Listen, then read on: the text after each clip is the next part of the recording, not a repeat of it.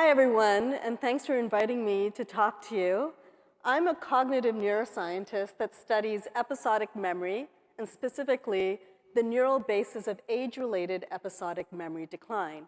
And today I'm going to tell you a bit about some recent work in my lab that led us to really look at the importance of considering biological sex and diversity in the cognitive neuroscience of episodic memory and aging.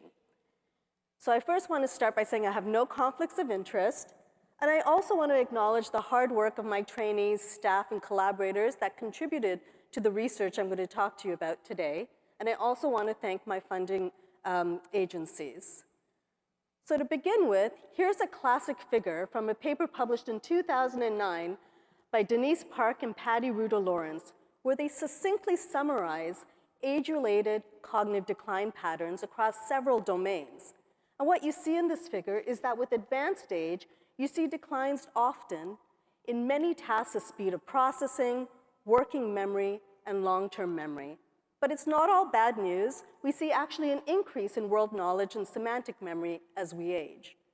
Now, in my lab, we've been looking at the neural basis of age-related episodic memory decline, a type of long-term memory.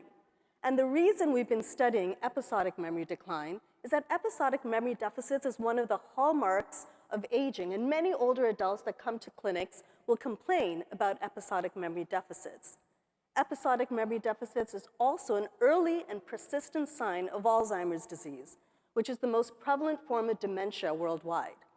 And so my lab has been interested in trying to understand what is the neural basis of this age-related episodic memory decline in normative populations, so we could then differentiate this from patterns observed in pathological aging, such as Alzheimer's disease. Now, in order to do this, we first have to have a very clear operational definition of what is episodic memory. So episodic memory was first defined by Endel Tulving in 1972 as our ability to encode, store, and consciously recollect past personal experiences in rich spatial and temporal contextual detail. So example, the last birthday party you attended, or your last vacation with your family. Now, an important aspect of episodic memory is that it really requires the reliving in rich detail of this past experience. And it's quite distinct from remembering facts about the past experience. For example, that you went to Paris, and Paris is in France. That's a semantic information that's not part of episodic memory. Episodic memory is often also contrasted to autobiographical memory. So this is our memory for our past personal experiences too, but it also includes a lot of semantic information and self-referential stories about the self and other people.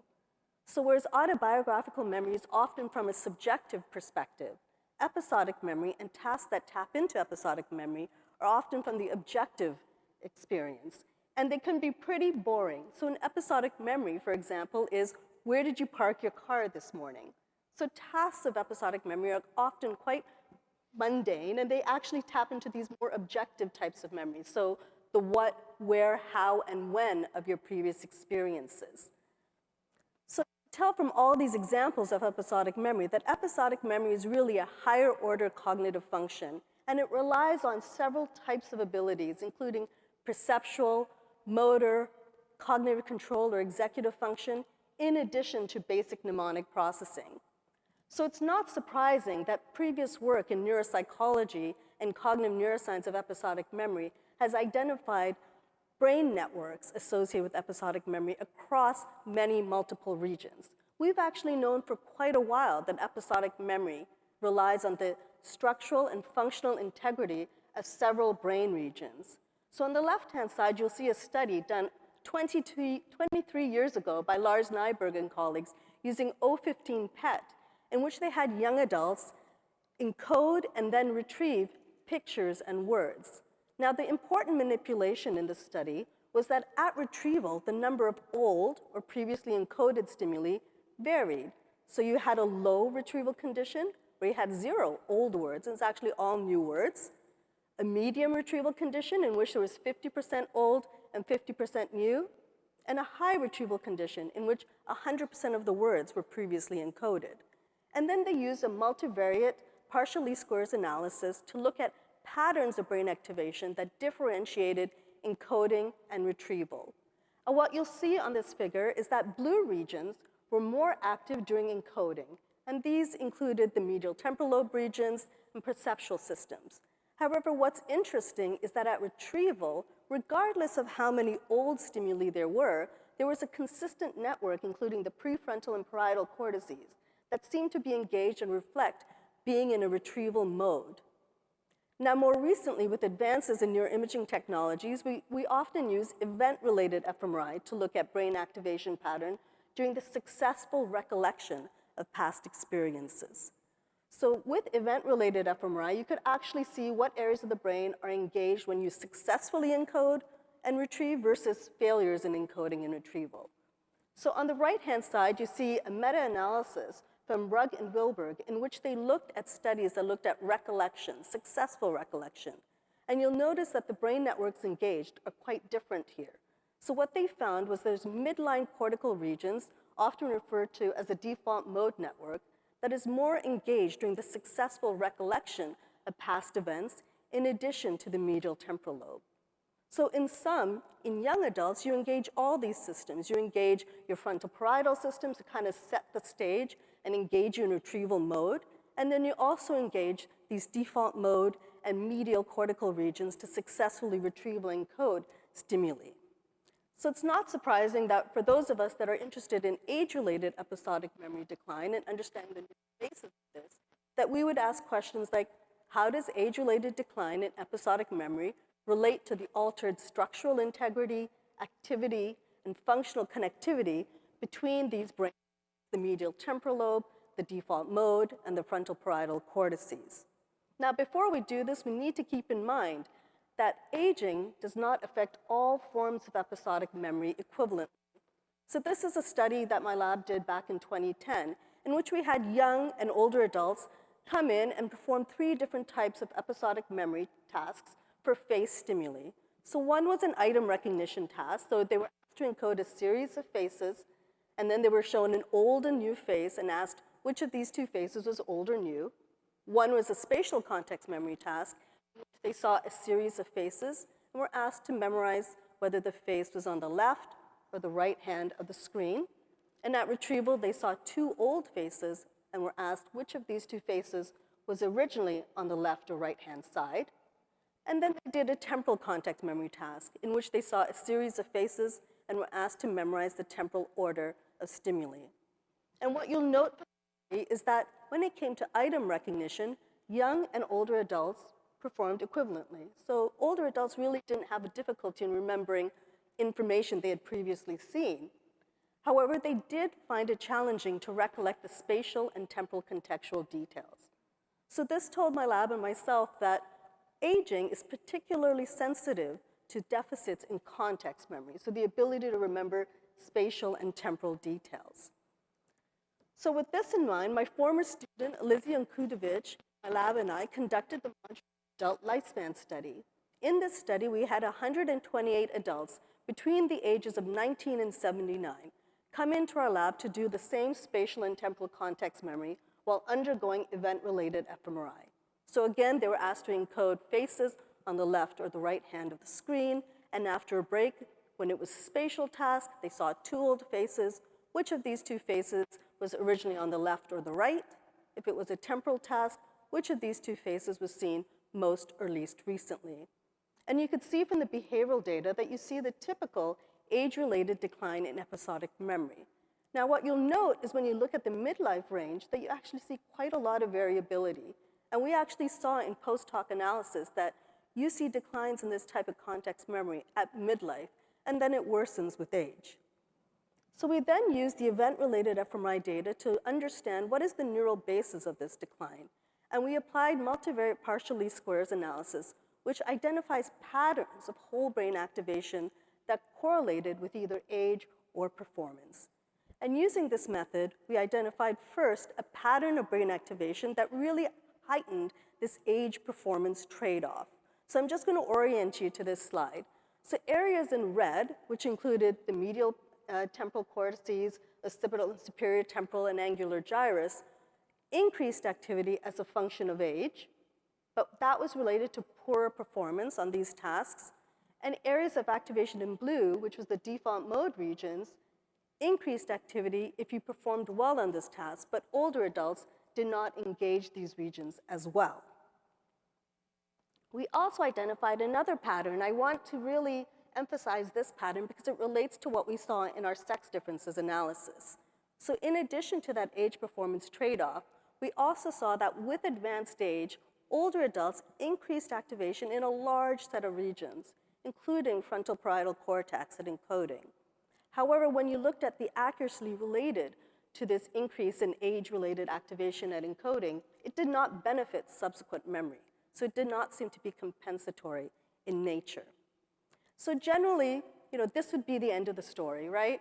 We see age-related performance differences. There's an engagement of default mode regions, medial temporal lobe, and occipital cortices that seem to show this trade-off in aging, and there's age-specific effects in the frontal parietal cortices. Now, what got us thinking in my lab was the fact that we were seeing differences at midlife.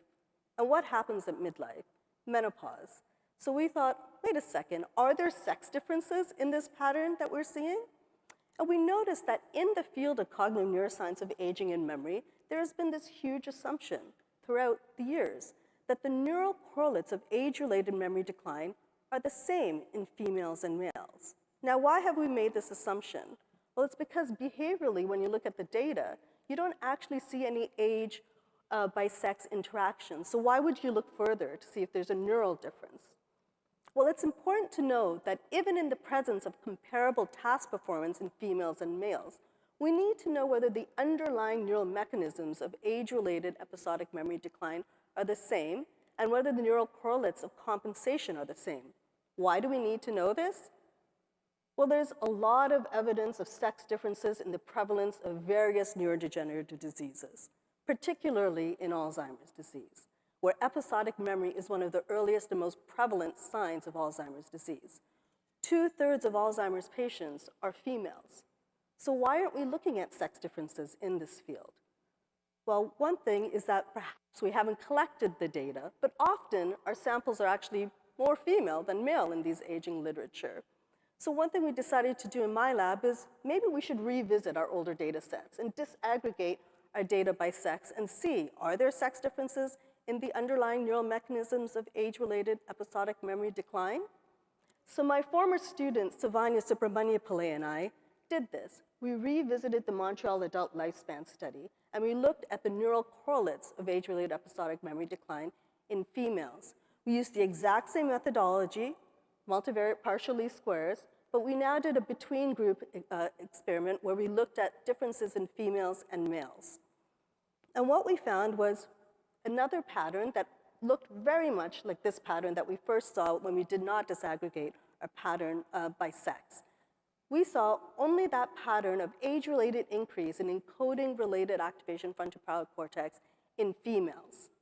We did not see males showing this increase with age. This was quite shocking to us. And it wasn't because there were more females in our sample, because in this analysis, we matched for education and age. So it's not an education effect, it's not a sample size effect.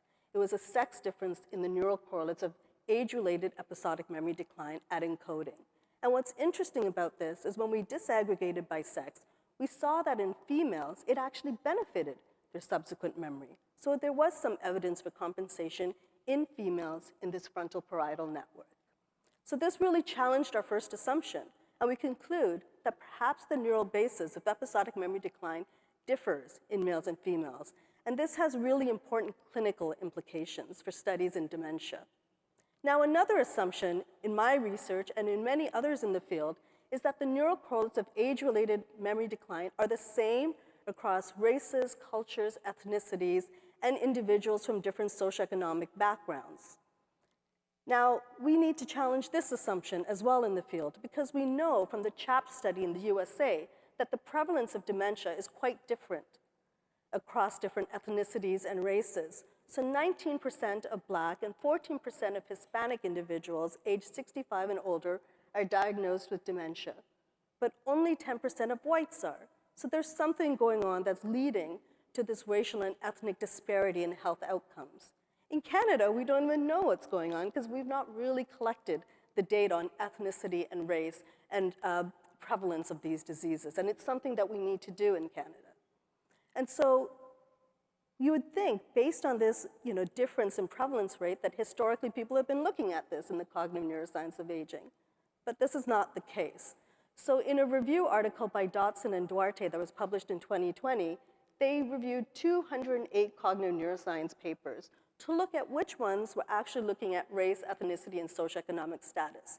And what they found was only 14% reported on race and diversity of their sample, and only 18% reported on SES.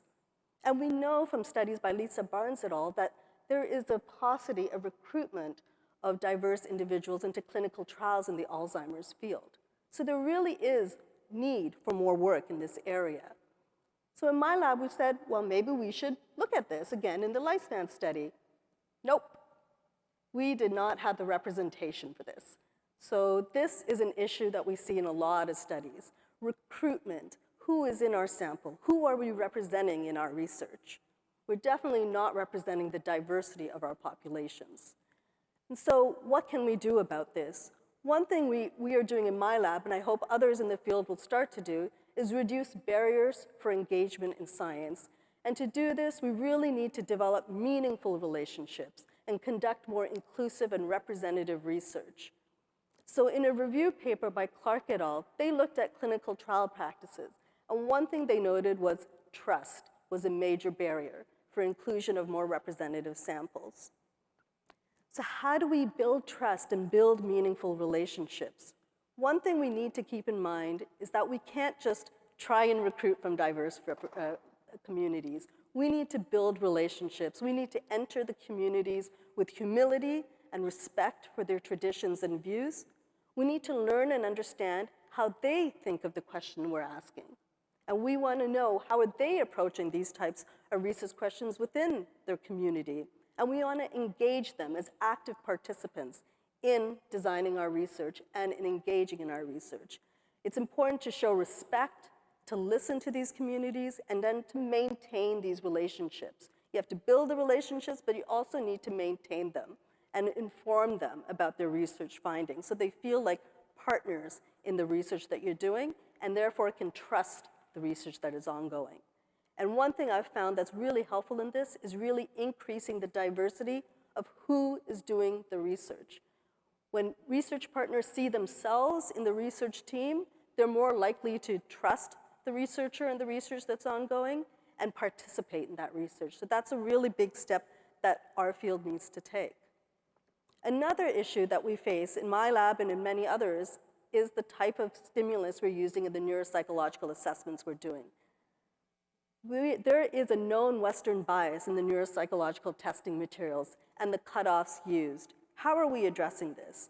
So there is a worldwide consortia of individuals that is trying to come up with a neuropsychological assessment that is inclusive and then can be used regardless of cultural background. But one thing we've done in our lab is avoid verbal stimuli and avoid object stimuli, because objects and your familiarity with objects also varies by culture. And that's why we've gone with face stimuli in my lab and why we continue to use face stimuli in our studies. The other thing we need to do is lower our education requirements. If you look at the history of our field, you'll notice that most studies have university-educated adults in them, including older adults. Who are these females who in the 50s and 60s had university educations?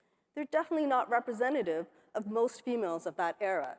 And so the reason this has historically been done is because people usually use convenient samples of young adults from universities, and then they had the problem of matching to them to control for education. So what we've done is actually lower education requirements for the young adults and the older adults. So all we need in Quebec, which high school ends in grade 10, is grade 10 to participate in our studies. And we really do see the performance on these tasks quite varied, even in our young adult population. We have to broaden our health inclusion criteria, not be so stringent. And in fact, in our lab, we're kind of going, let's see if they could do the MRI session in a mock scanner. If you could do it, you probably should be participating in the research. MRI itself is kind of an exclusionary criteria. It's very hard to stay still in a scanner for an hour as you do these tasks. So what else can we do? One thing I'm very sensitive to is, why are you asking these questions about diversity in cognitive neuroscience of aging and memory? How are you approaching this question? What is your model and assumptions in doing this? Instead of looking at group differences, maybe we should look at individual differences. So perhaps we should consider individual differences in lifestyle, adversity, social and structural determinants of health, as opposed to grouping individuals. And look at how do these individual differences then vary with individual differences in brain resilience and markers such as brain reserve, cognitive reserve, maintenance, and compensation in the aging brain, and how then does that relate to cognition and behavior. So instead of grouping people, we should actually highlight the individual and look at individual differences in order to understand diversity on cognitive brain aging and the neuroscience of brain aging. And so with this in mind, my lab is now moved to Toronto Metropolitan University from McGill University, and we're conducting research on brain health equity in aging and memory. We're engaging diverse groups of participants in both Toronto and Montreal. And given our interesting findings about midlife brain aging, we're trying to focus on midlife and trying to understand, how do we age at midlife? It's a very understudied part of the lifespan. And we believe that it might be the critical period that differentiates normative and pathological aging trajectories in adults. We want to understand, how does normative aging interact with Alzheimer's disease risk factors? And importantly, how does this interact with social and structural determinants of health in these diverse populations? So we just started this. We're a young lab, and we're hoping to continue it for the next few years. Our sample size is growing in its representation, but it takes a lot of time and a lot of hard work and a lot of support, including financial support from funding agencies, to address these questions of representation in our data set. But it's important. Our diverse communities deserve representation in the research we do. We need to rethink what normative cognitive aging is. Who is the norm we are comparing to? We need to improve representation of our samples by developing and maintaining relationships with these diverse communities. And we have to have clear, transparent criteria of how we're modeling these relationships so that we do not focus on group differences, but consider the individual more and more as we advance in this field. Thank you for your time.